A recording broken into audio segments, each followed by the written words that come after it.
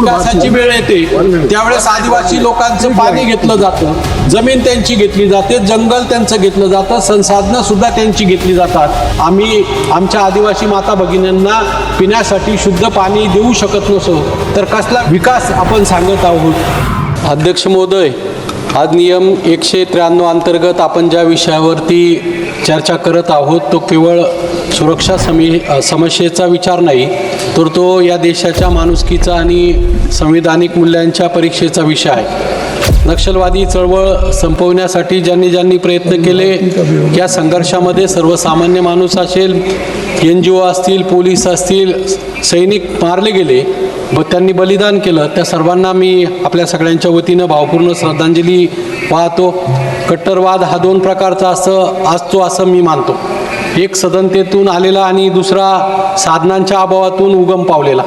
आज आपण ज्या समस्येवरती चर्चा करतोय तो संसाधनांच्या अभावातून आणि उपेक्षेतून जन्मलेला आहे. हे शासनाने आधीपासून मनापासून मान्य करायला हवं. अध्यक्ष महोदय, सरकार एका बाजूला नक्षलवाद संपल्याचे दावे करत असलं तरी जागतिक विषमता अहवाल 2026चे आकडे डोळे उघडणारे आहेत.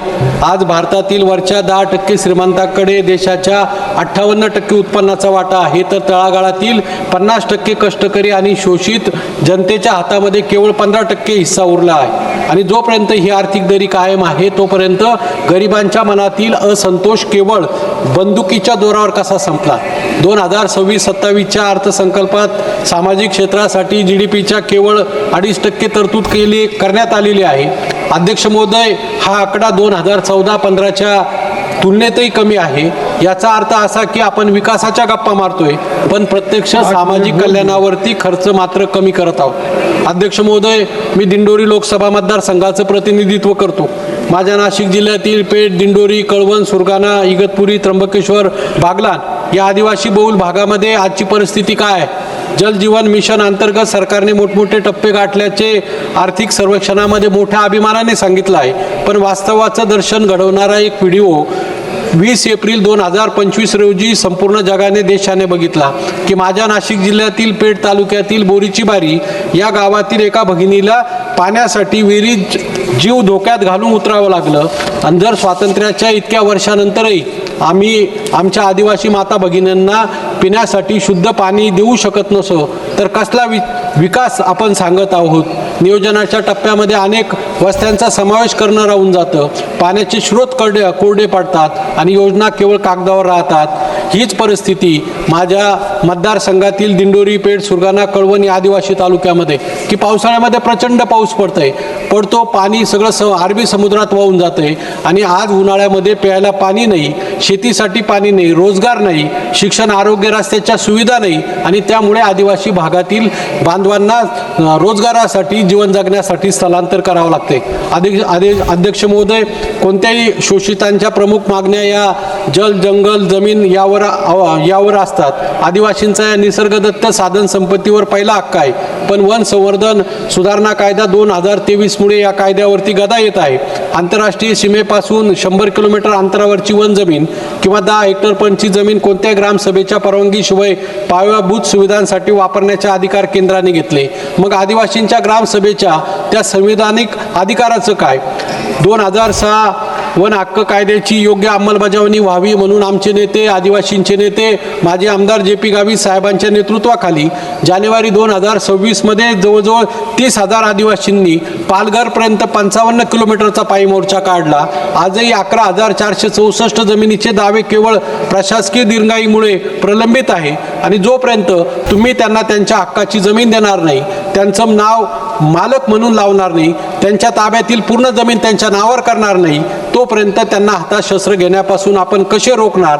शासन कोणाचे असो, उजव्यांचा असो, डाव्यांचा असो किंवा मध्यमवर्गीयांचा असो, आदिवासी हा स्वाभिमानी आहे, अन्यायाविरुद्ध संघर्ष करणारा आहे. धरती आबा वीर बिरसा मुंडा असो किंवा माझ्या नाशिक जिल्ह्यातील सुपुत्र वीर राघोजी भांगरे असोत, आम्ही सतत आमच्या अधिकारावरती गदा आणणाऱ्या प्रवृत्तींच्या विरोधामध्ये संघर्ष केला आहे. या संघर्षाला तुम्ही कोणतंही नाव द्या पण तो आमच्या अस्तित्वाचा संघर्ष आहे. अध्यक्ष महोदय, आजचं सरकार हे केवळ प्रोजेक्ट केंद्रित विकासावर लक्ष देते. केवळ रस्ते, पूल, धरणं बांधणं हा विकास नाही जर केवळ सिमेंटची बांधकामे म्हणजे विकास झाला असता तर आपल्या देशातील साधन संपत्तीचं असं विषम वाटप झालं नसतं. माझ्या दिंडोरी मतदारसंघात आजही पेसा अंतर्गत महत्त्वाची पदं रिक्त आहे. आरोग्याच्या सुविधा नाही, शिक्षणाच्या सुविधा नाही. कालचीच बातमी की परभणी जिल्ह्यामध्ये 3-3 दिवस परीक्षा रद्द होतात. तरुण शिकून सवरून बेकारांचे जत्ते शहराकडे वळत आहे. कारण पिण्यासाठी पाणी नाही, शेतीसाठी पाणी नाही, पोट भरण्यासाठी तो शहराकडे जातो. जर लोकसंख्येच्या प्रमाणामध्ये तुम्ही जर लोकप्रतिनिधींची संख्या वाढवणार असाल तर त्या प्रमाणात नोकऱ्या का वाढवत नाही याचं उत्तर द्यावं लागेल. आदिवासींना स्थानिक पातळीवर रोजगाराची उत्तम संधी आणि सन्मानाने जगण्याची हमी देणं ही शासनाची जबाबदारी आहे. शासन आपली जबाबदारी समर्थपणे पार पाडतंय का याचं उत्तर निश्चितच समाधानकारक नाही. अध्यक्ष महोदय, सरकार लष्करी कारवाईवर भर देते पण केंद्रीय सशस्त्र पोलीस दलामध्ये 8% पदं रिक्त आहे. CISF मध्ये 19% पदं रिक्त आहे. CRPF मध्ये 10% पदं रिक्त आहे. आमचे जवान दिवसाला 12-12, 14-14 तास अतिशय प्रतिकूल परिस्थितीमध्ये काम करत आहे. त्यांना पुरेशी विश्रांती मिळत नाही. त्यामुळे त्यांच्यामध्ये आत्महत्येचं प्रमाण वाढत आहे. याकडे सरकार लक्ष देणार आहेत का? दुसरीकडे लोकशाही मार्गाने जनतेचे प्रश्न मांडतात. त्यांच्यावर अर्बन नक्षलचा शिक्का मारून त्यांचं तोंड बंद करण्याची चुकीची पद्धत महाराष्ट्रामध्ये सुरू झालेली आहेत. खोट्या आरोपाच्या नावाखाली ज्येष्ठ विचारवंत असतील, पत्रकार असतील, विद्यार्थी असतील यांना अटक झाली. गौरी लंकेश, दाभोळकरांसारख्यांची हत्या झाली. संविधानाने दिलेले अधिकार त्यांचे हिसकावून घेतले गेले. अनेक विचारवंत, पत्रकार, लेखक, समाजसेवक यांना आज प्रचंड ट्रोलिंगचा सामना करावा लागतोय. लोकशाहीमध्ये असहमतीचे तत्व मान्य केले जातं, ते जिवंत लोकशाहीचं लक्षण आहे. आज असहमतीच्या तत्वांचा आदर केला जात नाही. अशी मांडणी करणाऱ्यांची तोंड अर्बन नक्षलचा शिक्का मारून बंद केल्याचा प्रयत्न केला जातो.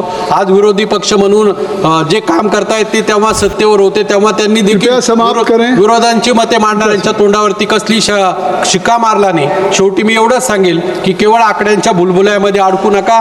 अभावाच्या परिस्थितीमध्ये उफाळलेला हा दहशतवाद मोडून काढण्यासाठी तुम्हाला कालबद्ध चौकटीमध्ये माणूस केंद्रीय उपाययोजना कराव्या लागतील. आदिवासी, दलित आणि शोषितांचा जल जंगल जमिनीवरील अधिकार मान्य करावा लागेल. आणि तुम्ही जर केवळ ठराविक लोकांच्या तिजोरीमध्ये भर पाडणारा विकास करणार असेल तर आज ही समस्या संपण्यासारखी जरी वाटत असेल तर ती उद्या उफाळून येईल. आज आपण सगळे देशभक्त लोक आहोत. आपण देशासाठी सर्वाधिक त्याग केला पाहिजे. जेव्हा विकासाची वेळ येते त्यावेळेस आदिवासी लोकांचं पाणी घेतलं जातं, जमीन त्यांची घेतली जाते, जंगल त्यांचं घेतलं जातं, संसाधनं सुद्धा त्यांची घेतली जातात.